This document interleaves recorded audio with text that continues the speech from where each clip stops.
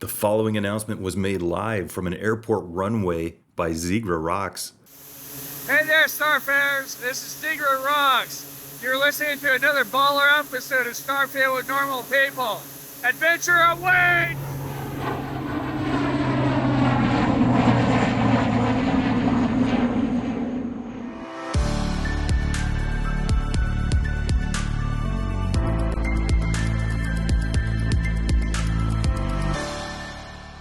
Welcome to another episode of Starfield with Normal People. My name is Michael, and I'm here with Duane. Duane, how's it going? Hey, Michael, I am doing fantastic. And wow, what a shout out from our Patreon legendary member, Zigra Rocks. Yeah. Thank you so much. He sent me that audio clip. Yep. And I'm like, dude, were you like skydiving in this clip? What's Yeah. going on here?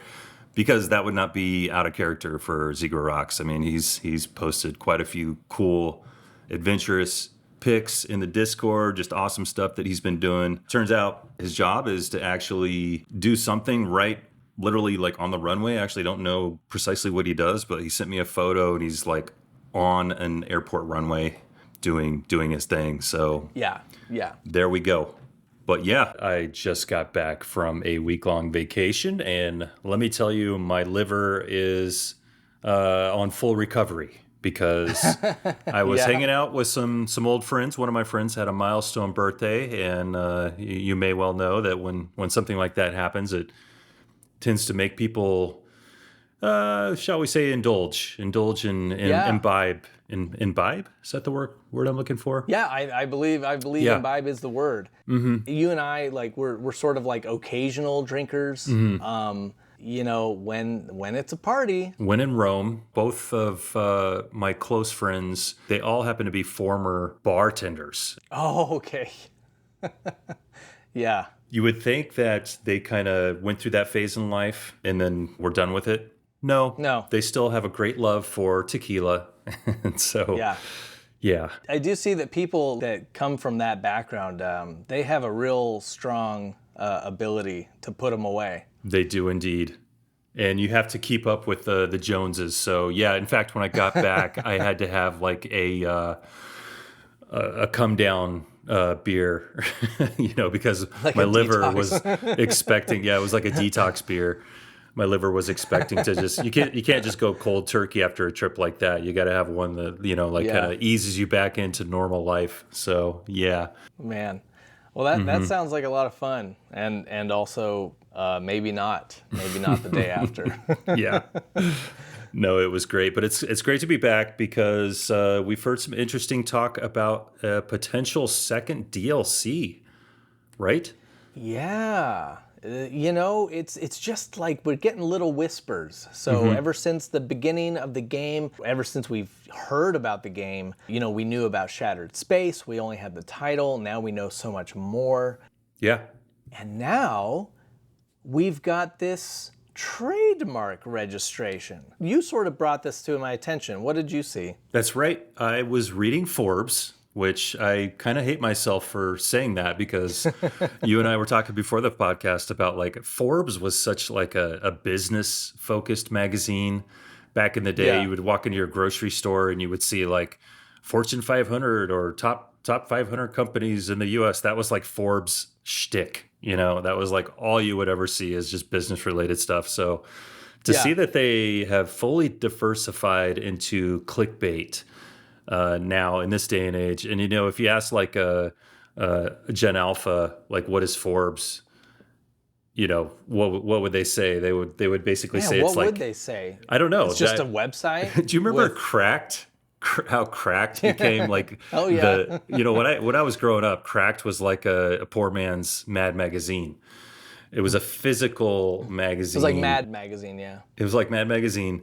And then in the early aughts, it became like Clickbait Central. Yeah, they had these articles that were... Yeah, it was like AI articles before AI was a thing. Like they were like the least amount of effort and the most clickbaity title that you could possibly create. Yeah, but weirdly, they got me. They got me so many times because it would just be like the 12 worst heroes of popular movies. It was a lot of lists. And it's like stuff that you really, very easy to jump into and read. Right. And you were saying it was like the Walmartification of the world. Yeah. Right. So this is a thing that bugs me. It's so Forbes, like you said, it was all business. And then they were in some meeting at some point and they were like, what about those nerds? What's all that video game stuff? And they're like, let's have a video game division. And I don't know, they probably have like a cooking division. I have no idea.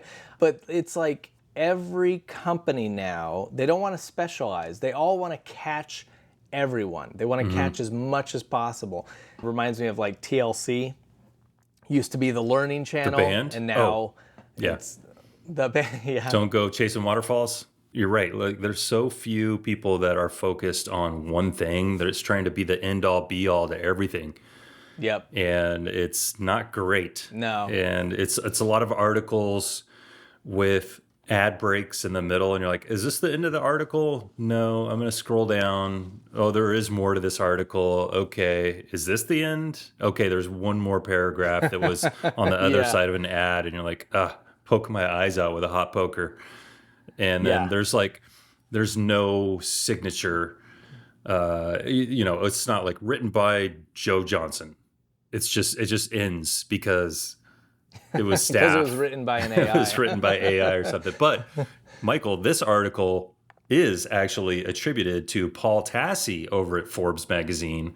And he wrote, quote, Bethesda likely does have, in fact, more expansions planned with their long-term support of Starfield, which they've previously mentioned. Some are saying a second one just leaked, and it may be called Starborn. Zenimax, which, by the way, Zenimax sounds like a product that you would pick up in CVS. I don't know what that product is exactly, but I don't think it's a great company name. It feels more like some ideas. A product that you might buy. But yeah, Zenimax has now filed a trademark for Starborn for computer software. And boy, that's computer a term software. I haven't heard that term in since I fell off my dinosaur. Y'all heard about this computer software? Yeah. Very exciting stuff. Oh, I've got some new computer software from Babbage's. It's King's Quest 4. To err is human. So yeah, it's the latest computer software. Yeah, it ships on 9 diskettes. Floppies, yeah, 9 floppies. Dude, I remember getting Street Fighter 2 for my dad's computer, and it was I want to say it was 4 floppy disks, something like that. Yeah. My Tandy 1000HX did not have a hard drive. It had dual 3 1/4 floppy disk drives, and then it had memory, it had RAM, but it had no hard drive. So what that meant was you had to boot up, you had to turn the computer on, then you had to load an operating system, like off a disk. And then if you wanted to play Space Quest, you would put the floppy disk in and you would start to run the game directly from the floppy disk, and that was crawling. Yeah. We didn't know enough about computers to know that you really needed a hard drive back in the day. I can't believe you could even buy a computer without a hard drive. But when you said that, I was like having trouble imagining how a computer works without a hard drive, but I guess it did. Yep. Those were the early days. But so Starborn, a lot of potential. It doesn't necessarily mean that is, and it's not confirmed by Bethesda. Yeah, none of this is confirmed. But it makes total sense that this could be an expansion. Yeah, I want to get it out of the way first off that one possibility, and this is the least exciting one, is that they're just trademarking the name because it's in the game, and that's that they just want to have it trademarked. That is one possibility. Although we've seen the word Starborn used before. There's an old sci-fi book that was called The Starborn, and there was even just within this last year, No Man's Sky had a limited time mission expedition that had a ship that you could earn called the Starborn. So it's out there. Right. And there was that Bradley Cooper movie called Starborn. Oh, no, that was A Star is Born. Sorry. Star And it is was a Born. remake anyway. So forget that. Forget I said that. Essentially, yes, it could be nothing. It could just be their trademarking. However, since this word already was out there and already expanded, I'm not a lawyer, but there is a difference between copyright and trademark. Right. And so they're not copyrighting the word. I don't think they can because it already exists. But I don't know. To me, a trademark might mean that it's a title of Right. something that's coming. Well, you could do what Sean Murray does, which is to take 3 random words, throw them into a blender, and then come up with your game title that way. Because there's no worry about that stuff being trademarked or copyright because it's nonsensical words just kind of crammed together. Isn't it funny? Like we get used to the title No Man's Sky, but I've played all the way through No Man's Sky, and I never got an explanation for that title. And then their upcoming game, Light No Fire, yeah, it really is like you said. You go to ChatGPT, give me 3 words that have never been put together before. Oh, that's perfect. Light No Fire, perfect. What's the expansion called that they just teased? That's a single word, right? Oh, Worlds. Worlds. Yeah. No. Worlds. It's Worlds Part 1. It's So Worlds Part 1. It is 3. So we did get that 3 words. But at least it makes sense. It's not nonsensical. Yeah. So yeah. there you go. This reminds me of Skyrim, where you played the game and your character is the Dragonborn. Right. And then later, there was a DLC called the Dragonborn. So honestly, it feels very much like that. Now, we do want to get into a little bit more of what our ideas for the Starborn DLC, if it exists, if it's a real thing, could be. We've got some good ideas. But before we do that, we should get into a couple news items. Yeah, absolutely. I'm going to start it off with a Starfield player named Expensive Spread 1986 shared a pic of a unique ocean on an airless moon they had discovered after playing the game for over 300 hours. 300 hours it sounds like a lot at first until you think about all the people that play Starfield and play it a ton. 300 hours is just scratching the surface of Starfield.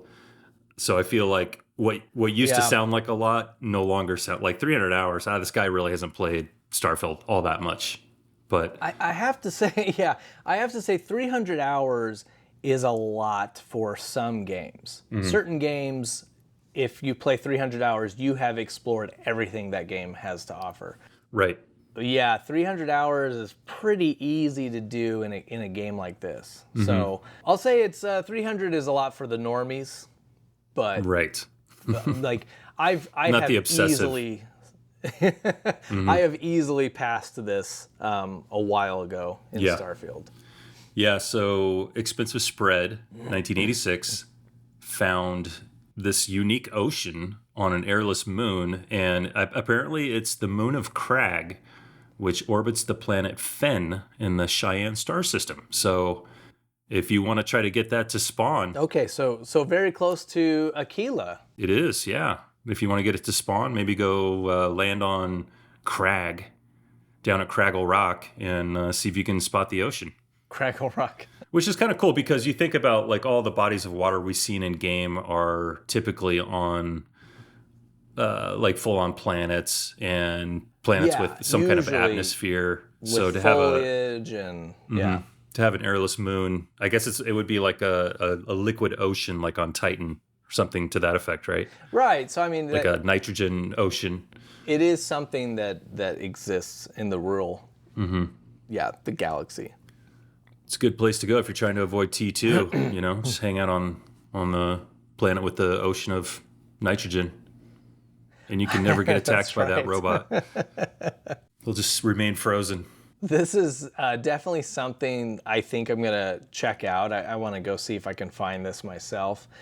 Once they updated the game and added the ability to look at surface maps. So basically, you can look at the galaxy map and early on they had the very basic map that was just icons. It was like a blue printer printout, like a dot matrix printer Yeah. was what it looked like. And Yeah. the information you could get from that was like close to zilch. It was not Almost a lot nothing. of useful information on the blue screen of death map that they used to have. We've talked about like gaming nostalgia. Like you remember the early days of a game. And so the early days of this game was just last year.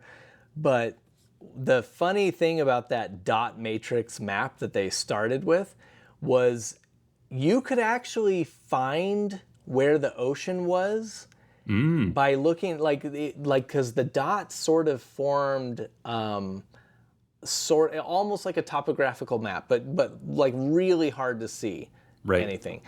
But you could see where it got like flat. And so if the dots had become flat, you would go in that direction to find the coast. I wish I would have known that 6 months ago.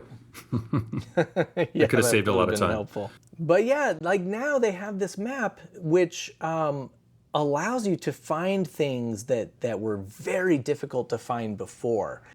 As an example, and this might be how you find this special ocean on an airless moon. I was playing Starfield and we were doing Starfield Adventure Club. So for anyone new to the podcast, in our Discord, every week we do Starfield Adventure Club where one of our mods, Cherry Bomb RN, picks a location, usually community driven. We all go to the same location, we explore and share screenshots and stories. So I was doing this, and just like 2 weeks ago, we were on a planet that actually had dune-like desert, like sand dunes. And when you look through your scanner, you have POIs that pop up with icons. For anyone newer to the game, you might not know, there are POIs, like natural landmarks, that do not have icons. So these are called unmarked POIs.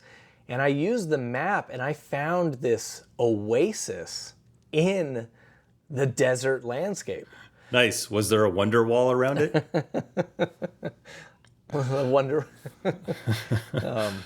Oasis was a very good band. So anyway, I think that this could be how you find that unique ocean on the airless moon. I'm definitely going to try. If you're not used to popping up the map of the surface, check it out because you might find some interesting stuff that is not otherwise marked. This is actually a really good tip. And my problem is I get into the game and I forget all these tips that can help gameplay and I get sidetracked by something. I need to have like an old-fashioned pen and paper here by my PC that I can, check out the map features. Maybe you'll find some kind of unmarked POI.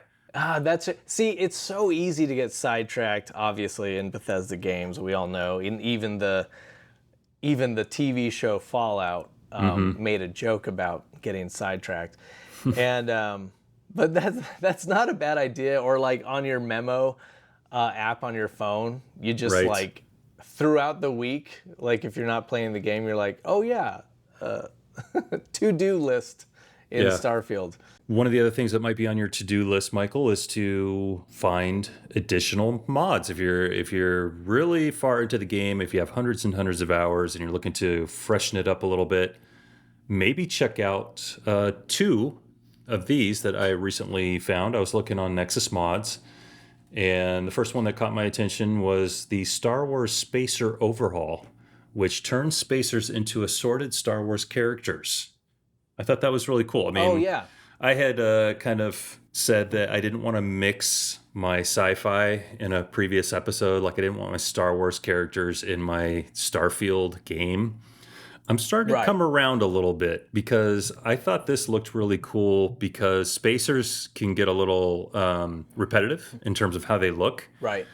And this particular modder did a really nice job of putting Star Wars-esque, not necessarily named NPCs per se, but like kind of generic Star Wars outfits of different races and planets. So just how they would look, And it's very cool. And I like how they did the boost pack they kind of did like traditional Mandalorian style boosters out to the side that you would see on some of the Mandalorian jetpacks. So that's cool. Oh, that's cool. And as soon as like the modding scene blew up, I've definitely seen this sort of battle online between people that want to mod Star Wars stuff into Starfield, and then people being like really violently against it. And it's funny. It's like some people are sick of seeing it, but it's like it's fine. Like people are just having fun. Again, it's a single player game.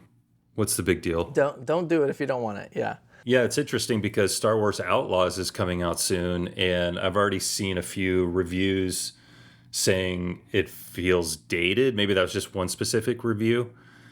But, oh, interesting. I hadn't seen that. I'd seen some praise for it. With Star Wars Outlaws, like it looks like they really nailed the atmosphere. So I'm excited to. I don't know. I'm excited to play it, but probably not at launch. I don't think because it does look like it has some of the classic Ubisoft stuff. I love Ubisoft games. Like I've played so many of them, but I'm getting to a point where they're all they have the same formula. It's a good formula, but it also means that I don't really need to play it right when it comes out. I would probably wait for a sale. It's not a revolutionary looking game. It's more like, hey, let's slap the Star Wars title on another thing and make some money. It's not immediately striking me as, hey, I have to have this. Yeah. Yeah, I might as well mod some Star Wars characters into my Starfield. That's right. And you can do that for free.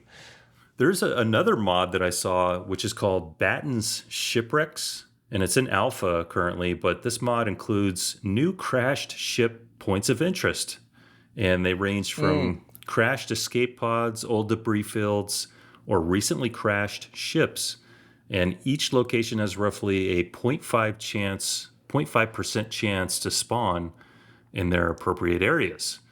And you need to land for them to appear, and they're not selectable from orbit yet. But I thought this was really cool because when I thought of modding Starfield, not personally, but when I think of mods for Starfield, one of the first things that comes to mind is new points of interest, even though I actually haven't seen all the POIs, and especially not the unmarked ones. But right. Hey, why not have more? And especially such a low chance to spawn. Yeah. That's really cool because you could land on a planet and then you're just you're walking and suddenly you see a shipwreck. That's really cool. I think this is such a great idea. I imagine a future, right, where you've got all these different POI mods in the game that just add, and then someone's going to combine them. It'll be like 10 different mods all put together, and it's all POIs. Yeah. It's going to be like the ultimate POI overhaul or whatever. This kind of thing where you can make it so that as you're exploring, you absolutely have no idea what you're going to see next. It's just so cool, and it's just going to keep expanding. We talked about this in our Fallout versus Starfield podcast, where one of the key differences, you're walking through Fallout, every yard you come across something interesting. Right. Like this, and Starfield with its procedurally generated can't really do that because it's a million times bigger, not a million, but 1,000 times bigger. Yeah, roughly. I think what's going to help is when the land vehicles finally arrive, because Fallout has to be interesting every few hundred yards, because it's so compact, right, and it's finite. And because Starfield is so big, which I appreciate, I really appreciate how they've designed the game, because it feels vast. Yeah, we really, look, I would have been okay with the game. I already love the game if we never got the land vehicle, but that land vehicle, when it finally hits, it's going to be great. It's going to really allow you to close that distance between here and the next POI. Yeah, So definitely. And then the I think it mods works. to modify that vehicle will be endless. I mean, of course, we'll see a speeder Yep. bike and probably other Star Wars. Yes, we will. We'll get to see the mopeds from the Mandalorian or from Book of Boba Fett. Oh man, those friggin' slow mopeds. The 5 mile per They hour. couldn't. You and I work in film and video, and I'm an editor. And watching that scene, I was in so much pain because I knew of like 3 different editing tricks you could have used to make that scene feel like a little bit faster. Oh, absolutely. You were like, just give me the footage next time. I will turn this into a white knuckle hair raising chase. Man, Yeah. I don't know. That was funny. Yeah, someone should definitely mod that into Starfield. That would be fun. I think I go back and forth on this because I have now 2 characters. So what I do is I have one character that's all vanilla, and that is my original character. I've perfected like the way the character looks, and they are level like 118 in the game, and that's vanilla. And then I have another character which is just, I'm having fun with just all the mods. Right. So some of my favorites are like new clothing mods.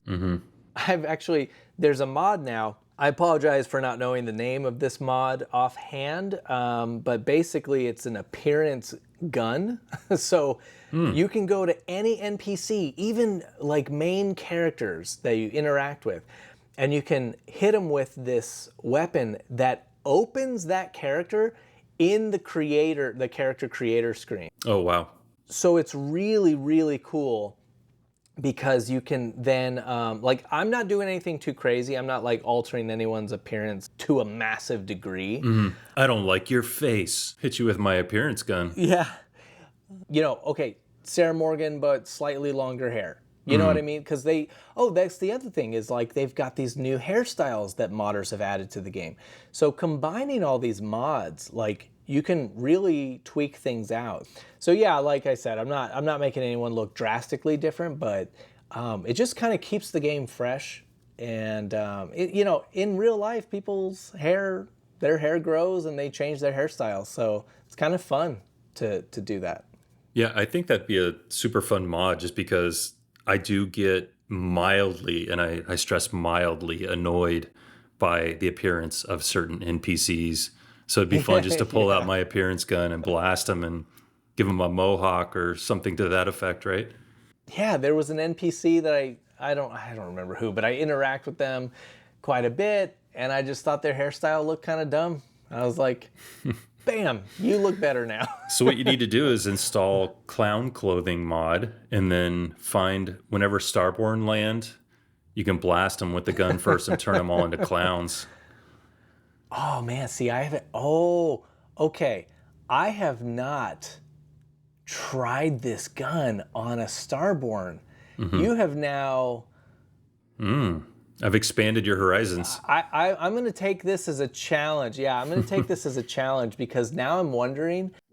You know, they've already seen, people have noticed, like if you mess around with mods, certain characters like at the Trackers Alliance that they always have a helmet on, so they're mysterious. Now I'm like, okay, can we actually see what that Starborn looks like? Let's see what's under the mask. Yeah. I have taken my mask off. Batman, let's see your face. Show me yours, I'll show you mine. Yeah. Well, I'll tell you this. I will try this out, and then I will report in our Discord. Let us know. Well, speaking of Starborn, why don't we get into our main topic of conversation, which is what we could potentially see with a Starborn DLC. And secondly, my idea for a game-altering mechanic that I'm going to pitch to you. Yeah. Yes. Yeah. Should we lead off with that? You had teased this out, so I really want to hear this. Yeah, Okay. like what your idea would be. Here goes. Okay, so imagine Max Payne with no bullet time. until Okay. you hit New Game Plus. And then they say, guess what? Here's bullet time now. Now go play the game with this effect. Now, I know what you're saying. You're saying Max Payne is not the same game without bullet time. It revolves around that game Right. mechanic. The last one, Max Payne 3, had such an excellent story. I would actually argue that the game is playable, albeit it's not quite as fun without bullet time, but you could still play it. And the amount of time that because bullet time is not infinite, it's actually very, it's limited. I think you can expand it a little bit and make it longer somehow. It's been a while since I played it, but it is limited. So you're doing a lot of fighting without it. Yeah. Point is, what if in the Starborn DLC, you have a game mechanic that allows you to rewind like 15 seconds or maybe 20 seconds? Because there are so many moments in the game, and I'll give you an example, like when you go to the Razor Leaf POI and there's that section where you have to get through and step on the floor in a certain sequence, or you get step on the floor. Yeah, the squares. Yeah. The squares. Which I've right? done several times, and I still keep doing it wrong. Exactly. I always forget. So how cool would it be to, once you're Starborn, to use your Starborn power to, and that's my awesome rewind sound effect. But rewind. Oh yeah, no. You like that? Rewind. I think that sound effect was so clear. Everyone knows exactly what you're We're talking going to about. isolate that and put it in the Discord so you could just randomly play it. But I think it'd be really cool if you were, or it doesn't have to be that. That's just my idea. But what if there were some huge, because I was thinking about it. You asked me before the pod, you're like, so have you finally had the credits roll yet, Duane? And I'm like, no, because I was thinking about it. There hasn't really been a major incentive for me to, aside from like the story elements, which Starfield's been out for a year, so I've heard some spoilers. I pretty much know what's going on, even though I haven't actually gone to the end. And to clarify for anyone listening, like you have reached essentially the end of the game. You have done the major plot points up until the plot I'm in the points third up act. until- I just haven't hit the closing credits. Yep. You just haven't done the what takes you to New Game Plus. But I see what you're saying, because there's not... It's lacking... Yeah, there's a story. Yeah, the incentive. There hasn't been like this, what if there was bullet time unlocked or something, something that was like, I need to get to NG Plus so that I can play this awesome game mechanic. I want to just to touch on like some of the points you made. Number one, for someone might be saying, you do get bullet time. I don't know at what point in the story you get it. You might have already gotten it. No, I've seen it in game. I don't have it personally, but what I'm talking about is what bullet time did for Max Payne. I want a mechanic unlocked in NG Plus that does that to Starfield. Not bullet time specifically, just something that is so game-changingly fun that I need to get through NG Plus to unlock it because it's so cool and it's so fun, right? And also I see what you're saying, because like in the example of Max Payne, yes, bullet time is like the game, but I agree that the rest of the game and the story and the shooting, like all the gameplay, is so good that you could strip it of bullet time and it would still be a good game, which I think is the point. And then to add that... At least part 3. Parts 1 and 2, maybe not, but let me ask you this. Is there a game that you can think of that it wasn't necessarily New Game Plus, but was like maybe an older game that had something that you unlocked in the end game that completely changed the first part of the game? Like I could think of like World of Warcraft. You've got let's just talk vanilla WoW back in the day, 1 through 60, 1 through 59. And then you enter the second phase of the game, in-game, which is where you start to accumulate the real powerful armor, and you have kind of really worked out the spec that you like and all that stuff. So it really feels like a different game. That's such a good question. I would actually, I know that I've played games in the past. Like, I'm not recalling them right now, but I know I've played games in the past where the game was just the game, the way it was for most of it. And then near the end or like New Game Plus, yes, I know that there's been times where you unlock something where you just go, whoa, like now the game is a playground. Yeah. Just came to mind, and we talked this game to death, Shadow of Mordor. You unlock this ability to put your hand on the face of your enemies and convert them. It's not the end, but it's kind of, and then actually I think one of the expansions really, you could get like dozens. You would have like an army. Tons of recruiting and you couldn't building beat an army. certain parts of the game without doing that. No, totally. That's a good example. Yeah, because you just start out, for anyone that hasn't played it, you're just fighting orcs. And you're unlocking these abilities to fight orcs. And then, you get the ability to basically like turn them against their own people, turn them into spies, make them soldiers for you. That's a great example. And I would even, for anyone listening, comment to us, like, is there a game that you can think of where you just unlock an ability that just changes the game entirely? Right. And it has to be, I would say, more toward the end portion of the game. Like toward the end, yeah.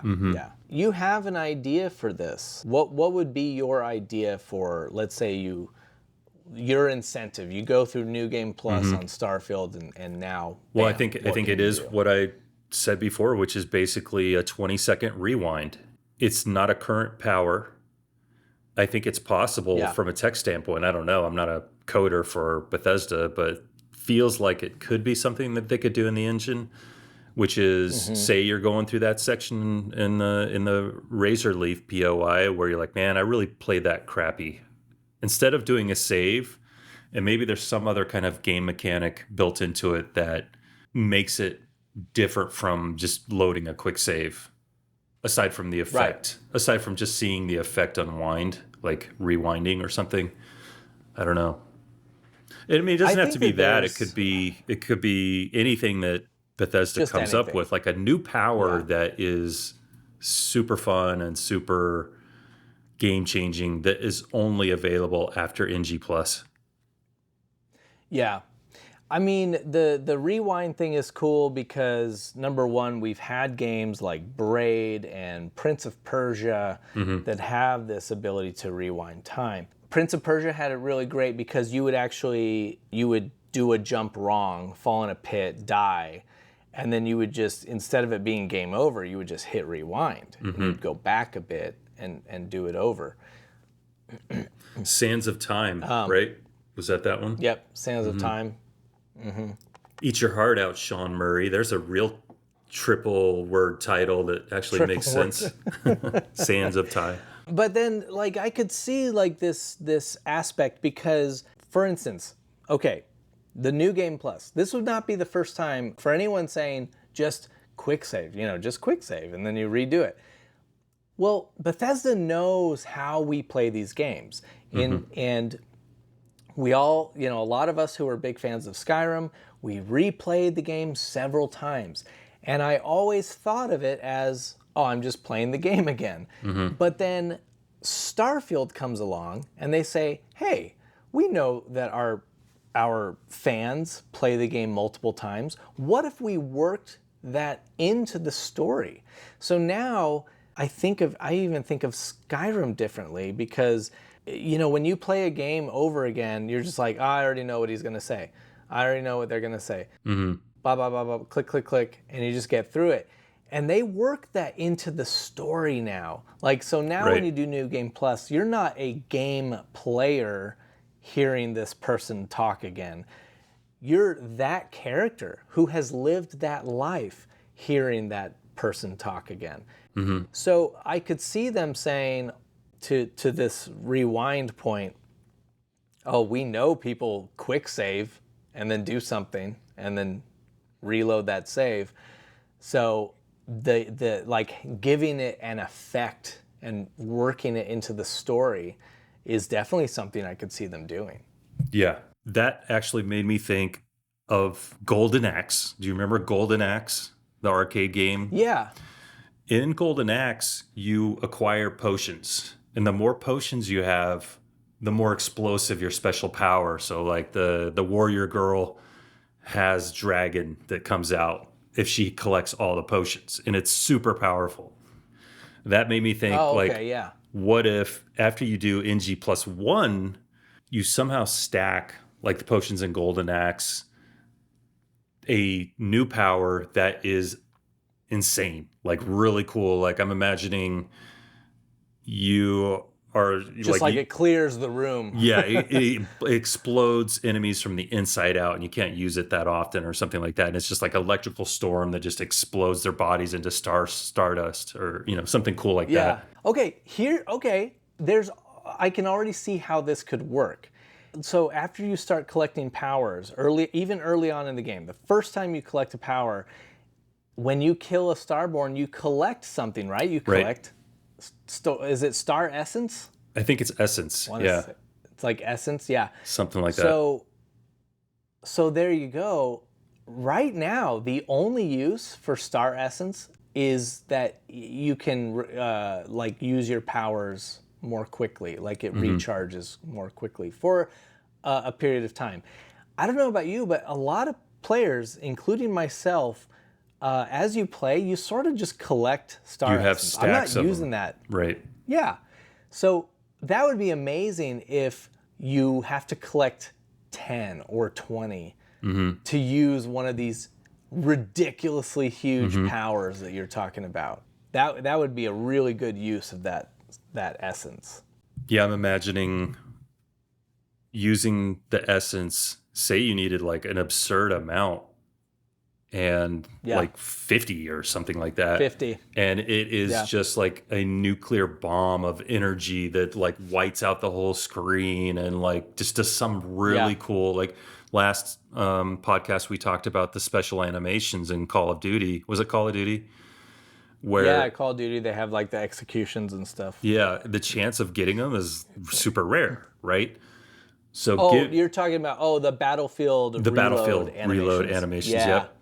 It's super rare, so make this the same thing where you have to save up essence, and it's so satisfying to just wipe out all enemies that are visible basically in one really cool animation. This would be great because as you play the game, there's a lot of enemies that are very easy to kill. I'll turn the difficulty up so that they do a lot of damage. Even then, like as you progress through the game, there's still going to be those boss fights where they're very tanky. Right. And maybe you just don't have the patience to, sit through this long, tanky boss fight. So what's kind of cool is, like you could be rewarded for saving up that much essence. So I agree, like 50, it's like, it's doable, but it takes you, that's a lot of Starborn to kill. It is. Maybe it's like 25, but still. So you can balance it, but the idea of like being rewarded for stockpiling this, and then you get to this part of the story where you're like, there's 50 enemies in this room, I don't want to deal with it. And then let me spend that essence and just destroy everyone. Imagine if you're Starborn and you can do extra cool things, why not be able to call down a meteor shower and just eliminate, do some cool animation. Yeah. That just like the skies open up and like a comet like lands on your enemy. Something crazy, something epic. That would be so great. That would be so great to get to a POI and you're just kind of over it.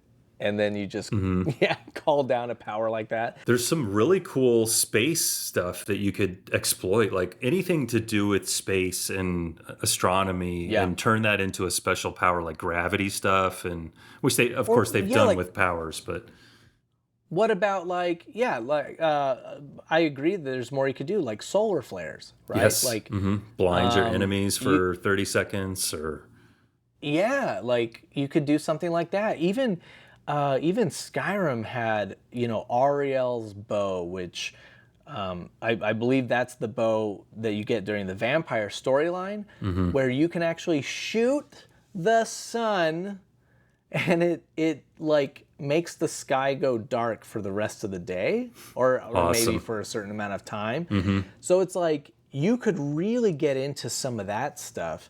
And when I think about Right. Fallout, I think about how you can collect mini nukes, and Yeah.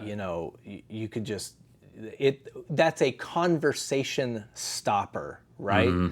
Like, it's just like, I don't want to deal with this right now. Think about all the cool stuff that nukes have provided, both from like a YouTube perspective and TikTok, just like being able to see what people do. Like the latest one I saw was who's like the big robot that that helps you. Oh yeah. So the player was fighting that giant robot, and the robot caught his nuke and threw it back at him.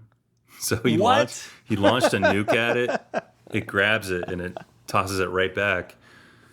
But oh my god! think about like I didn't all know that could be a thing. yeah, all the really neat space stuff you could exploit for extra special, not just the powers that you have, but like these essence powers, we'll call them. Yeah. I mean, it's true. We haven't. There's a lot of things about space that have been explored, and there's still a lot. Like you said, the meteors. The meteor shower. Like, we don't have anything like that in the game. Asteroids.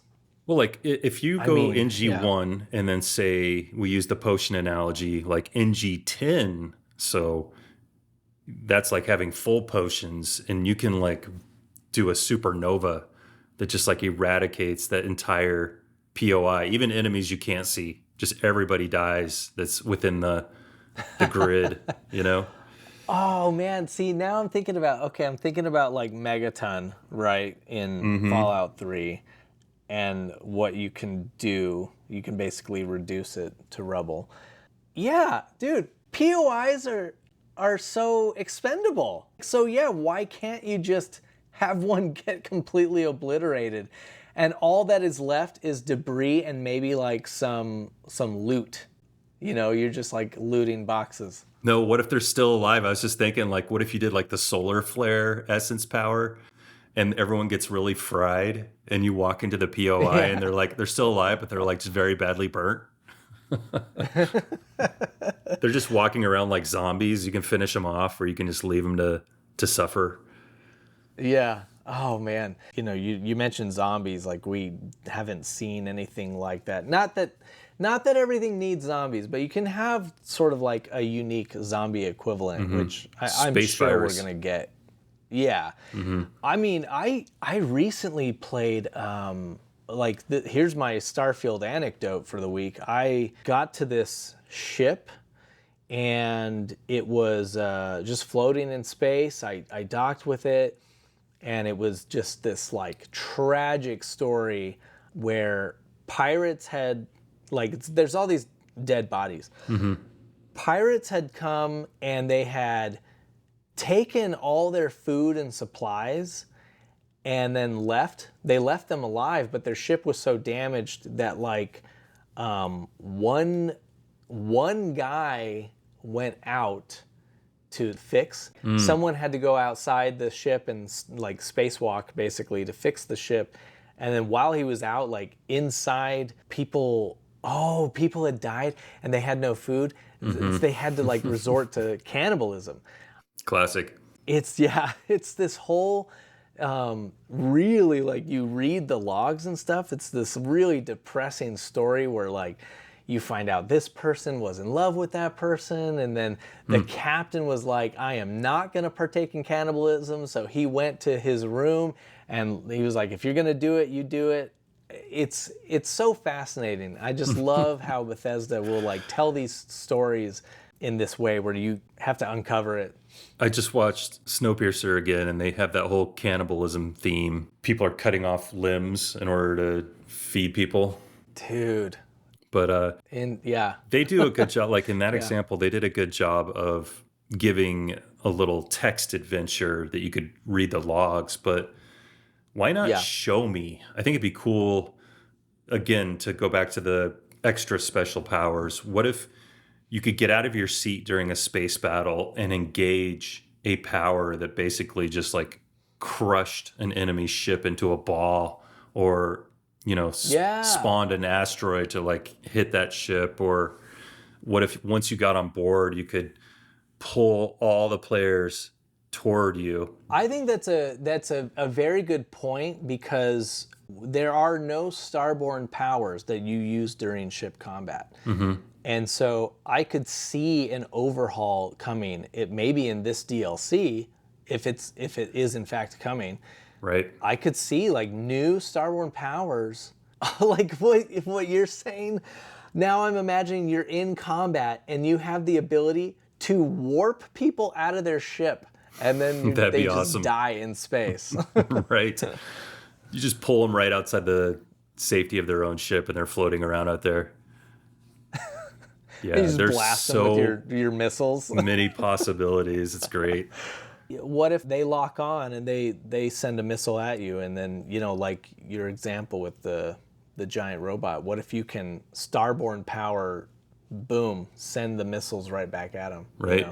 Or just do like what Darth Vader does in some of the video games, is just try to hold the ship with the Force. Right, yeah. What if you could like push the ship into the planet, or like send it into it could just be an animation. Like you engage the power, and then it animates the rest, like a wormhole opening up. Yeah. The ship gets sucked into it, and you just see like debris shooting out of it or something. I mean, the classic, one of the classic powers that's in like Skyrim, and then of course I believe, you have this in Starfield, where you can, if you're on foot, you can turn an enemy against his teammates. Oh, right. So why not turn that pilot? I would love to mind meld or whatever that pilot, and then all of a sudden he starts going after the other ships. Mm-hmm. It'd be fun too if you heard people on his ship start freaking out, like, "What are you doing?" And you hear gunshots and stuff over the shooting intercom. the wrong guy. Mm-hmm. Yeah. Spock, mind meld. I don't need. Did I use that? Are you a Trekkie? Did I use mind meld correctly? I don't. I've heard the term. I wouldn't classify myself as a Trekkie necessarily. I appreciate Star Trek, and I'm a fan of pretty much all of it. Haven't seen a whole lot of the new stuff, but I mean, it's good sci-fi, so yeah, it's good stuff. The original series, the animated, it's bizarre, but it's so good. Is it the lower decks? No, I'm talking about the original series. So they did the original series, 3 seasons, but then they didn't get renewed. But all the voice actors came back and agreed to do the animated version of it. Oh, wow. And so I think there's 2 or 3 seasons of the original series, but it's animated, and it's this really cool Hanna-Barbera style 60s animation with all the original voice actors. And that's incredible. This is the first I've heard of this. Yeah, the episodes are kind of dark and like very, I don't know. It's like I started watching it with my kid years ago, and he was like too young for it. So, because it was like too scary. Wow. Mm-hmm. Huh. Yeah, that's Check it out. You'll probably like it. Yeah, I probably would like that. The Star Trek animated. That sounds interesting. Well, we've only scratched the surface of what a Starborn DLC could look like. Yeah. What are your thoughts out there in internet la la land? Let us know in the comments on our YouTube channel, or come to our Discord, as we've said many times. We are genuinely interested in new ideas and what you have to say, so come on in. Yeah, I feel like I would love to I feel like people are going to have amazing ideas for what a possible Starborn DLC could be. So definitely let us know in the comments. Yeah, and I've successfully predicted the future in the past in terms of Starfield stuff. Yeah. That kind of got implemented. So that's true. Again, we'll see if anything comes to fruition with my ideas. And I expect a check.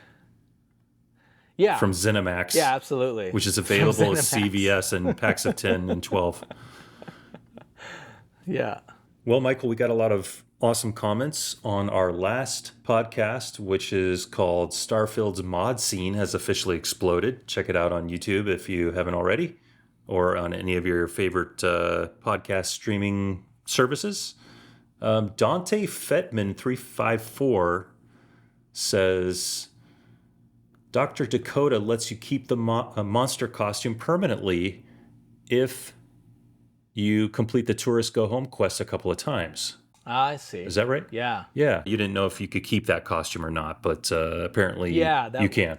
So that's good to know. That does clear that up. Yeah, no, I appreciate that. Yeah, it's fun. It's fun to go through the game with that outfit on. Holy smokes. Lunar Contact says, Skyrim is my favorite 10,000 hours. Holy moly. Wow. You think they're exaggerating, or I don't think they are. That's why I'm saying this. Like I think that's legit. think so, because it's been out so long. I've played a lot of hours of Starfield. It has become what I've described as a comfort game. I've talked with some other friends of mine who we have very differing gaming habits. So I have friends that will play, get all the achievements, and then they're done. Yep. And that's totally fine. For me, I like to be in worlds that I live in. So Skyrim has been big for me. Yeah, I could see the 10,000 because Starfield, if you like a world that you just like to be in, you can easily hit 1,000 hours within a year. Right. So absolutely, like if that's your thing, if you're like, I had a long day at work, gonna get something to eat, and I'm gonna settle in to this game that I like to just explore and whatever. Definitely. Absolutely easy to hit 1,000. So 10,000 hours, the game's been out a long time. So I totally see it. Well, I did the math. It's 10,000 hours is 1.14 years solid. But you divide that over a decade. And like I said, I have a friend that could easily have put that many hours in over a decade. So I could see it. Yeah. I could see it. Yeah. Well, I really appreciated this comment from Keenan Miller 8132, who said, wish I knew about you guys sooner. Glad to see other people enjoying this game. Absolutely love connecting with other people who are fans of Starfield. Yeah.